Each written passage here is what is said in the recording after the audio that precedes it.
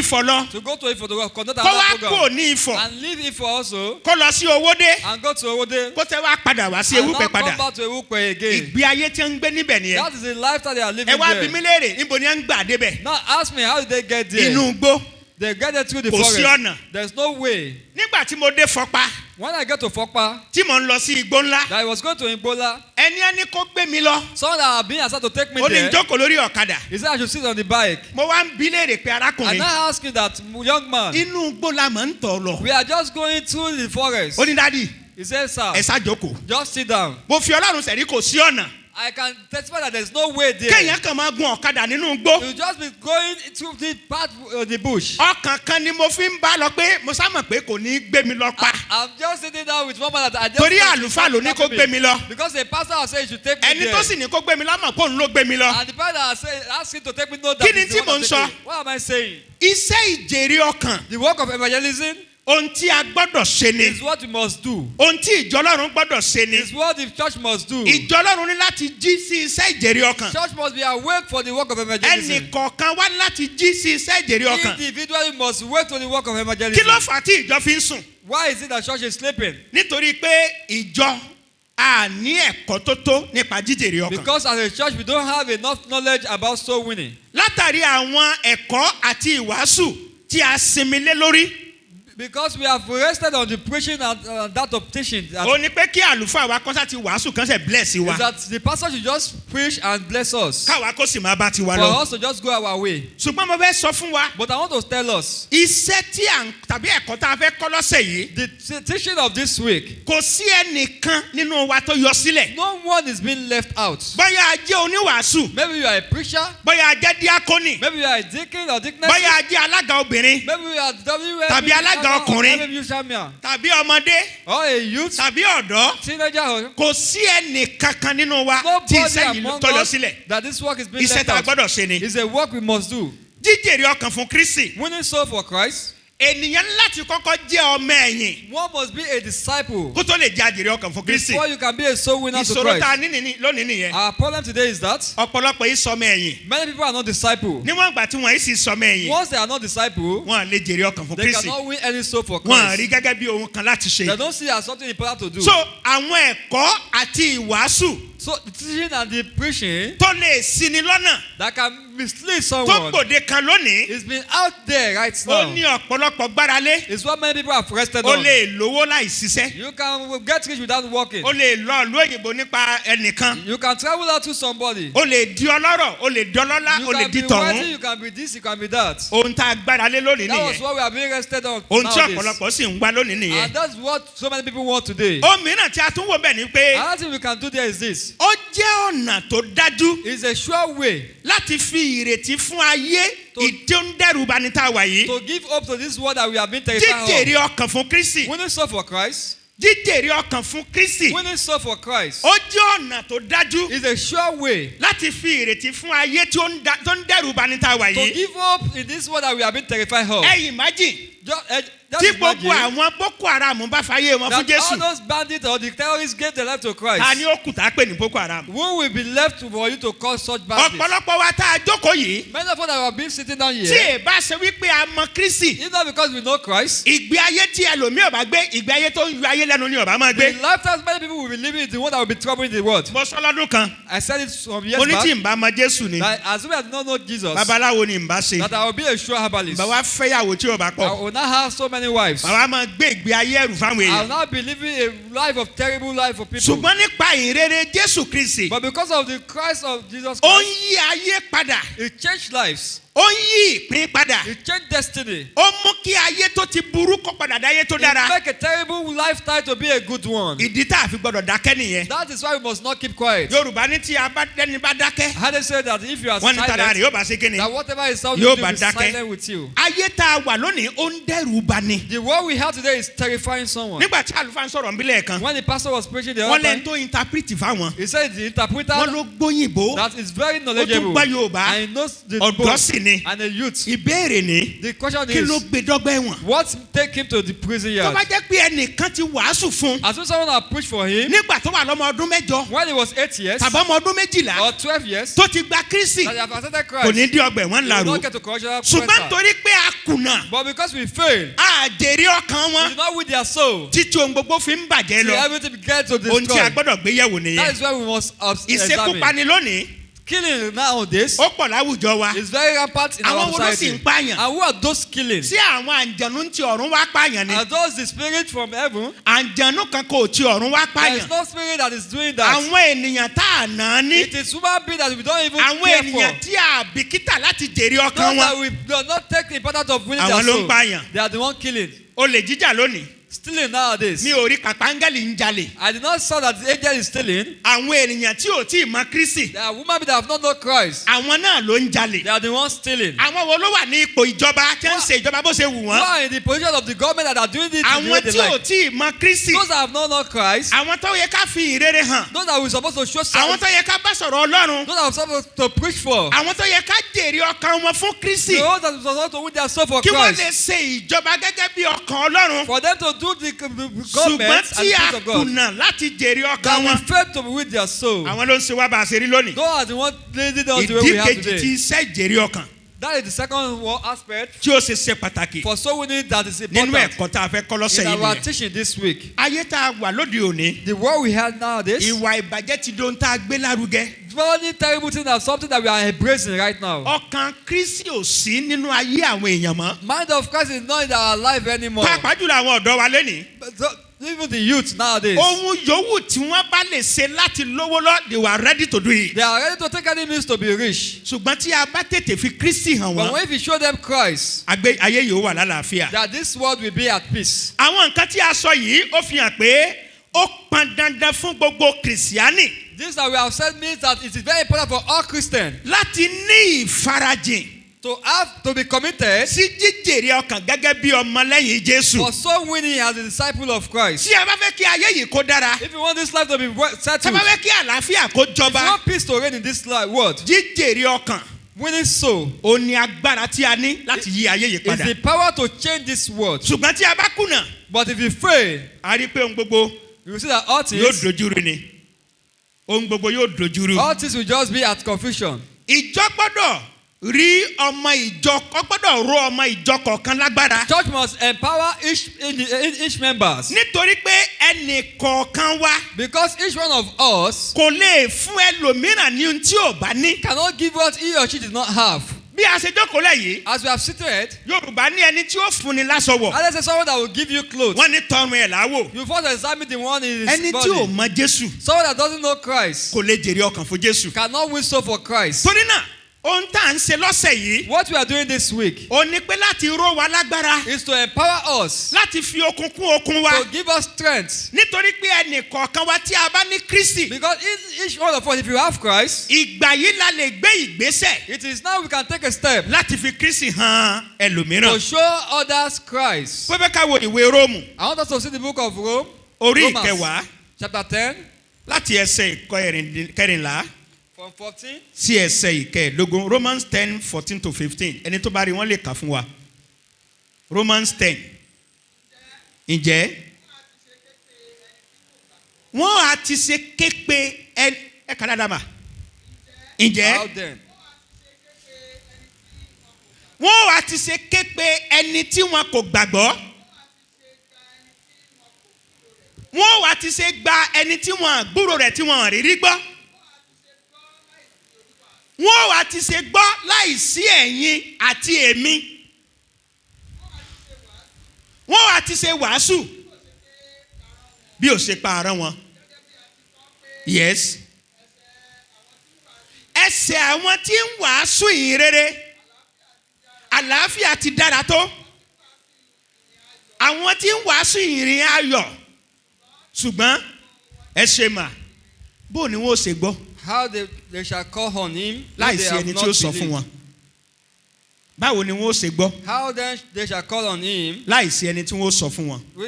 when there is not someone to push for báwo them? ni wọ́n ó ṣe gba ìhìnrere How will they receive the gospel láì jẹ́ pé a fi ìhìnrere hàn wọ́n? if they have not been showed the same báwo ni gospel? wọ́n ó ṣe mọ Kristi How will they know Christ tí a bá gbé Kristi hàn if they wọ́n? have not showed them Christ? Iṣẹ́ tí a ní láti ṣe lọ́sẹ̀ yìí The nìyẹn. work we need to do this week, eléyìí sì jẹ́ kókó ẹ̀kọ́ tí a fẹ́ kọ́ lọ́sẹ̀ and it yìí. is important teaching we have to learn this week. a ní láti mọ̀ wípé ojúṣe wa ni We need to know that it's our responsibilities láti mú ìrere tó àwọn ènìyàn lọ. to show others gospel. tí ò bá sí ẹni tí ó lọ If nobody to go, wọn à gbọ́ nǹkan kan o they will not hear kò lè sí anything, bí ẹ ṣe fẹ́ ṣe. and there's nothing they so can do. ibi kíkà yìí ṣe àtẹnumọ́ iṣẹ́ pàtàkì Where we have read is talking about important teaching. tí ìjọ àwọn ọmọ Ọlọ́run ní láti ṣe. For we iṣẹ́ pàtàkì tí a tẹnumọ́ the important thing that we are emphasizing on, kí ìjọ ró àwọn ọmọ ìjọ lágbára for church to empower the members láti lè jèrè ọkàn fún to win Kristi. soul for Christ. mo sì fẹ́ dúpẹ́ lọ́wọ́ Ọlọ́run fún ìjọ wa. I want to thank God for our church. mo mọ̀ pé àwọn ìjọ mi wọ̀n ní kẹ́kọ̀ọ́ yìí lọ́dún I yìí. know some church will not go to teach, ṣùgbọ́n àlùfáà wa ti fi àyè sílẹ̀ but our pastor have give way for pé ká this, kọ́ ẹ̀kọ́ lọ́sẹ̀ yìí that we should teach this way ká bàa lè gbé ìgbésẹ̀ so that we can take step láti jèrè ọkàn fún on Kristi. evangelism for Christ. ọ̀pọ̀lọpọ̀ ó wí pé eléyìí ó kàn mí. Maybe we say this son, I'm not in contact, I'm not concerned. kò sí ẹni tí kò kàn láàrin wa. Nobody is left out in our midst. tó bá jẹ́ pé lótìtọ́ àti lódodo gbogbo wa láti fàyè wa fún Jésù. If truly we have given our life to Christ, or iṣẹ́ tí a ní láti ṣe òun lélẹ́yìí. this is the work we must do. so ojúṣe ìjọ tíjọ ní láti ṣe òun ni wọ́n ń ṣe lọ́sẹ̀ The yìí. responsibility of the church is what church is doing torí this pé week. ibi kíkà yìí ṣe àtẹnumọ́ iṣẹ́ pàtàkì For this way we are being read is talking about something very important tàbí here. ìṣe pàtàkì Or the importance kí ìjọ rú àwọn ọmọ ìjọ lágbára for church to empower its láti lè jèrè members ọkàn fún Kristi. to win Christ for Christ. ìrónilágbára yìí This empowerment òun lẹ̀kọ́ tá a kọ́ lọ́sẹ̀ yìí. is what we are going to teach this nínú week. ìwé Jòhánù orí kẹẹ̀ẹ́dógún In that book of John chapter 15 15, ẹ já wo ẹsẹ̀ ìkẹtàlá. let's look at 13. John 15 verse 13. ìwé Jòhánù orí kẹẹ̀ẹ́dógún John 15 verse 13. ẹsẹ̀ ìkẹtàlá. yes ma. kò sí ẹnìkan tó ní ìfẹ́ tó tóbi ju èyí lọ. Greater love had no man than this, pé ẹnìkan fi ẹ̀mí rẹ̀ that a lélẹ̀ man laid down his life nítorí àwọn ọ̀rẹ́ rẹ̀. for his friend. à ń sọ̀rọ̀ nípa ìfẹ́ Jésù. We are talking about the love of Christ. ó ní mo ṣe kọ́kọ́ ní ẹ pé ìrere Jésù That's why I first sang that song that the ló mú events of ayé wa Jesus dára. make our life to be well pleased. nígbà tí ìrere Jésù sì mú ayé wa dára. When the evangelism of Jesus make our life to be good, a gbọ́dọ̀ tan ìrere yìí sí ọ̀dọ̀ àwọn we ẹlòmíràn must shine this light to others láti mú kí ayé tiwọn náà kó for dára. their life too to be pleasant. kò sí ẹnìkan tó ní ìfẹ́ There is nobody that have love. bí kò sí ẹni tó ṣetán àti jèrè ọkàn fún Kristi. If nobody that have ready to win soul for Christ. ìfẹ́ yìí ni Ọlọ́run ní sí wa This is the love God had for us. tó ṣe rán ọmọ bíbí kan ṣoṣo rẹ̀ sí That ayé make it to say his one begotten love to láti us, kú fún ẹ̀ṣẹ̀ wa to die for our sin, àti láti gbà wá lọ́wọ́ and Sátánì. to save us from the hand of the so devil. ó pọn dandan fún wa It's very important for us láti kẹ́kọ̀ọ́ lọ́sẹ̀ yìí to teach this kábàá week, lè jẹ́ àjèrè ọkàn fún Kristi. so that we can be a committed soul winner for Christ. iṣẹ́ tí Ọlọ́run gbélé onígbàgbọ́ kọ̀ọ̀kan lọ́wọ́ This is the work God have assigned to each believers. ni láti pélé. We now go to a particular wọ́n ní city ká kọ́fà aṣọ wọlé. that we should go to Showole's side. a bá obìnrin kan nínú ilé ìtajà rẹ̀. We met a woman at her shop. mo ṣàkíyèsí pé mùsùlùmí ni. I examined that she's a Muslim ó sì lóyún sínú. ó lóyún sínú. and she's pregnant. bàbá ni wọ́n bá sọ̀rọ̀ ńjẹ́ yẹn lọ́hùn. Baba was talking to her that year. nígbà tí bàbá wàásù fún tán When Baba preached for her, bàbá gbàdúrà fún.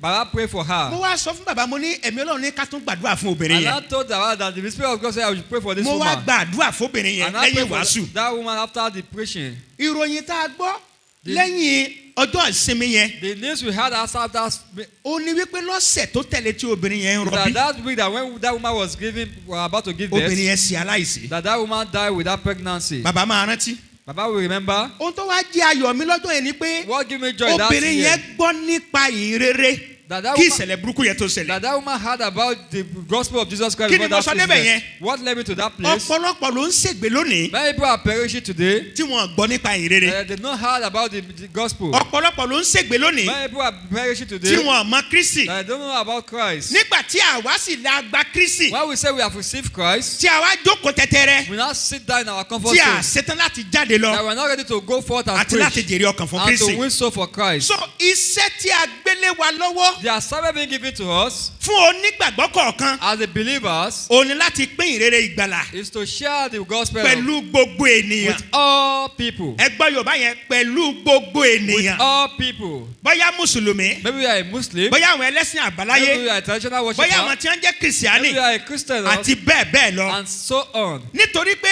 Ọlọ́run ṣe ìdíyelé ayé kọ̀ọ̀kan. Because God absorbed pressure in each life. Kò sì fẹ́ kí ẹnikẹ́ni kó ṣègbé. I don't want anyone to perish. Ayé kọ̀ọ̀kan ṣe pàtàkì níwájú Ọlọ́run. Àjọyọ̀ ọ̀lẹ̀ We lọ́run. will make a great celebration in heaven. Báwo ni àjọyọ̀ yẹn ṣe máa tó? How would that celebration be in heaven? Ọ̀pọ̀lọpọ̀ àwa Kìrìsìtẹ́nì Many lónìí of we Christians today, láàdá àjọyọ̀ sílẹ̀ lọ́run we mọ́. don't have any celebration in heaven again. Nítorí pé iṣẹ́ ìjèrè ọkàn Because the work of soul winning, kò sẹ́ni tó ń ṣe mọ́. nobody is doing it again. Nítorí náà kò sí ayọ̀ lọ́run mọ́. Therefore, there's no joy Torí in pé heaven ìkan again. lára tó mú ayọ̀ ṣẹlẹ̀ lọ́run. Because one thing that makes joy to happen in Ó heaven ní ìjèrè ọkàn tí a ṣe láyé is soul winning that we do on earth tó sì dá àjọyọ̀ sílẹ̀ and lọ́run. the great celebration in Mo mọ̀ pé heaven. lọ́sẹ̀ yìí gbogbo wa á dira ogun. I know that this week we are prepared. Kì í ṣe pé à ń lọ ja ogun Boko Haram. It's not that we are going for war, Ṣùgbọ́n ogun wípé iṣẹ́ ìjèrè ọkàn. but preparing to do the work of Gbogbo soul wa winning. lọ́kàn. Every one of us have been. Àwọn akọrin ní ká má ṣe gbọ́ pé kò sí tí ẹnìkan lè ṣe. We should not hear that we cannot do anything. Bí a ṣe jókòó yìí, As we are seated, kò sí tí ẹnìkọ̀ọ̀kan wa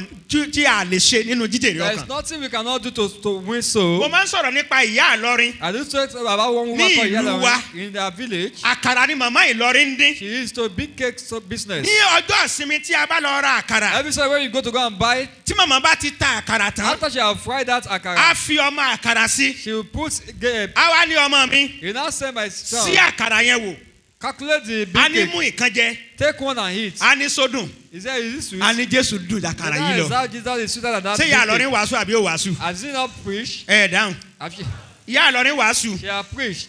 Ọ̀pọ̀lọpọ̀ àwọn ènìyàn ló sọ ẹ̀rí nípa ìyá tí mò ń sọ yìí. Many people testify about Kò that ka woman. Bíbélì o, She doesn't read Bible. kò gbàdúrà o. She doesn't pray.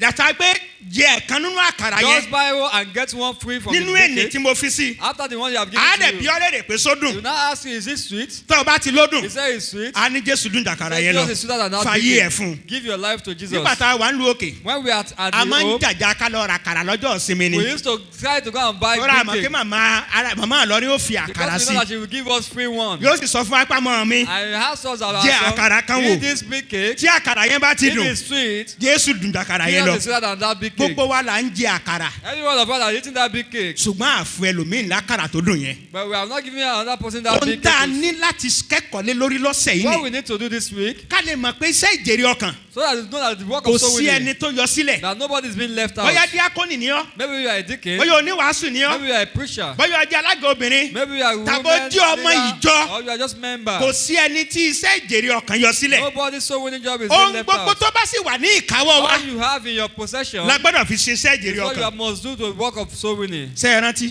Do you remember? Èló ni?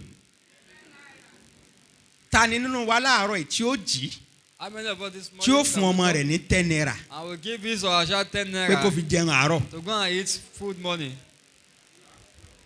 Ẹni sà, Go and eat breakfast. ta nínú wa bá jókòó yìí? Who and what God can give anyone 10 naira to eat? Mo mú eléyìí wá sí ìrántí wa. I bring this to our remembrance. Àjọ ńlá òjò onítẹ̀bọmi. The convention of the Baptist Church, Onírúurú ètò ni wọ́n gbé kalẹ̀ fún jíjèrè ọkàn. they have established many pastors to Nígbà soul kan winning. wọ́n ní ora Sometimes they say oral, operation reach all. that is risk all. A ṣe yẹn lọ fúngbà kan, We do that one for a while. ó ti rẹ̀ wá We are tired. àti gbé sílẹ̀. We lift it. Wọ́n tún introduce 10 naira per month. They introduce 10 naira monthly, Eléyìí tó amount sí 120 naira lọ́dún. which amount to 120 naira yearly. Ẹ̀ẹ̀mélòó la dáwọ́ yẹn tàbí tún pátì. How many times have we contributed it and we abandon it again? Lọ́sẹ̀ yìí, This week, a tún gbé yẹ̀ wò. we will examine it again. Kò sí ẹnìkan tí ń bẹ́nu chọ́ọ̀chì yìí There is lónìí nobody in this church today tí ó sọ fún mi pé òun ò lè rí 10 naira that can lóṣù. say cannot have this Tàbá rí amount in ẹnìkan monthly. tí ó sọ All pé òun ò lè this- rí 10 naira lóṣù. that can say cannot see 10 naira in a month. Ó wà, Do you have such person? àwọn èèyàn ò dá mọ́. mi wàásù mò ń pa akẹ́kọ̀ọ́ ni. I'm not pushing. Kò sí. We are teaching. A tún padà síbẹ̀. We are going back to this aspect. Ara àwọn ojúṣe fún iṣẹ́ ìjèrè ọkàn nìyẹn. We are responsibility for the work of soul winning. Bí a bá lè gba àwọn owó wọ̀nyí jọ. If you can collect all this money. Ó ní ohun tó ń ṣe nínú jíjèrè ọkàn. Is what you can do with it as soul Wọ́n ní winning. bí o bá tiẹ̀ lè lọ. If you cannot go. Owó rẹ lè ṣe kí ni? Your money. Your 10 naira can go. Your money can go for And you. that 10 naira. And that money you are seeing. Means a lot. Ó túmọ̀ sí nǹkan tó pọ̀. Ẹ jẹ́ agbáradì á ṣe léyìí. Let's prepare to do this. So láti fi ìdí iṣẹ́ tí Jésù Kristi gbélé wa lọ múlẹ̀. To establish what Jesus has given to us. Jésù fi ayé rẹ̀ sílẹ̀. Jesus gave his life. Láti gba ìran ènìyàn là. To save mankind. Ó fi ẹ̀mí rẹ̀ He lélẹ̀. gave his life. Láti gba ìran ènìyàn là. To save mankind. Kò ká ìwọ̀sí sí. It doesn't count whatever they do Kò for ká him. ìyà sí. It doesn't regard suffering. Kò ká ohun tí ó faradà sí. It doesn't regard his persecution. Ó jọ̀wọ́ ohun gbogbo He sílẹ̀. surrender all. Láti gba ẹ̀yin àti èmi là. To save you and I. Lọ́sẹ̀ yìí á kọ́ débẹ̀. This week we are going to learn. Pé a ní láti jọ̀wọ́ ohun gbogbo tí a jẹ́. That we must surrender all we A have. ní láti jọ̀wọ́ ohun gbogbo tí a ní. We must surrender all we have. Láti ṣiṣẹ́ ìjèrè ọkàn. To do the work of the Ìwé evangelism. Jòhánù orí kẹta ẹsẹ̀ ìkẹrìnlélógún. In that book, John chapter 3. Nítorí Ọlọ́run fi aráyé tó bẹ́ẹ̀ For gẹ́. God so loved the world. Tí ó fi ọmọ bíbí rẹ̀ kan ṣoṣo fún wa. Only begotten Son. Pé ẹnikẹ́ni tó bá gbà á That gbọ́. whosoever believeth in him Kó má bàa ṣègbé. should not perish, Ṣùgbọ́n kó lè ní ìyà nípẹ̀kun. but have everlasting life. Ọmọ ẹ̀yìn. Disciple. Ọmọ ẹ̀yìn. The disciple Ajèrè ọkàn. committed Tó ní ìfarajìn. soul winner. Ìjà ní ìfarajìn. Do we have? Are we committed? Ṣé ìjọ wa ní ìfarajìn? Are we committed? Is our church Sí committed? ẹnìkọ̀ọ̀kan wa ní Is ìfarajìn. individually committed Láti ṣiṣẹ́ ìjèrè ọkàn. to do the work of soul winning? Àgbéyẹ̀wò lọ́sẹ̀ yìí. We are going to examine it Ohun this tí mò week. ń ṣe láàárọ̀ yìí fáàrà ni. What I'm just doing is the introduction. Ẹ̀kọ́ yìí ìpele mẹ́fà ní láàrin ọ̀sẹ̀. This work is being segmented to 6 A parts. sì máa mú ìpele méjì méjì ní I ọjọ́ will take kọ̀ọ̀kan. it 2 segments Ẹ each jọ̀ọ́ mo day. fẹ́ rọ̀ wá. I want to plead with Ẹ jẹ́ us. ká gbìyànjú láti wá. Let's try to come. A mọ̀ bóyá àjèrè ọkàn ni wá láàrin ọ̀sẹ̀ yìí tàbí àjèrè ọkàn kọ́ ni wá. We will know maybe we are a soul winner this week or not. Bí a ṣe jókòó yìí. As we are seated. Yàtọ̀ fún àwọn tí iṣẹ́ wọn pè pé kí wọ́n rin ìrìn àjò kan má padà sílé fún iṣẹ́ wọn. Aside from those that will go and come Mo back in fẹ́ the rọ weekend for their work. ẹnìkọ̀ọ̀kan wá I want to plead with which are láti one wà of us níbí ní ọjọ́ Monday to be here on Monday títí di ọjọ́ Wednesday. till Wednesday. Ọmọ ẹ̀yìn. The disciple. Ọmọ The ẹ̀yìn. disciple Ajèrè ọkàn committed tó ní ìfarajìn. soul winner. A gbé ìfarajìn wa wò We lọ́sẹ̀ are going yìí. to examine our commitment Bóyá a this ní week. ìfarajìn láti jèrè ọkàn. If we are committed to Tàbá ní win ìfarajìn láti soul, fèrè ọkàn. or we are not committed to win Ṣùgbọ́n soul. àdúrà mi ni pé lọ́sẹ̀ yìí But my prayer this week is Olúwa that yóò rẹ ẹnìkọ̀ọ̀kan wa God lọ́wọ́. will help Christian and A ò every ní one of us. jẹ̀bi ọ̀rọ̀ náà. I will not be guilty Bí of the word. Kristi bá fẹ́ wa tó báyìí, If Christ loves us to this ó yẹ kí extent, àwa náà fẹ́ràn ẹlòmíràn we have to love láti mú another ìrere tẹ̀lé wọn lọ. to bring the Ká sì jèrè ọkàn wọn fún Kristi. to bring Olúwa yóò sì salvation to ràn wá them and lọ́wọ́. bring them to Christ. Ìrere Jésù ló mú ayé mi dára. Ìrere Jésù ló mú ayé wa dára. Ìrere Jésù ló mú ayé wa dára. Ìrere Jésù ló mú ayé mi dára. Ọkùnrin ẹ dúpẹ́ lọ́wọ́ rẹ̀ nítorí oore tó ṣe fún wa ni. Gbàtí ìrere ti bẹ̀rẹ̀ ló mú ayé wa dára. Ìrere Jésù ló mú ayé wa dára. Ìrere Jésù ló mú ayé wa.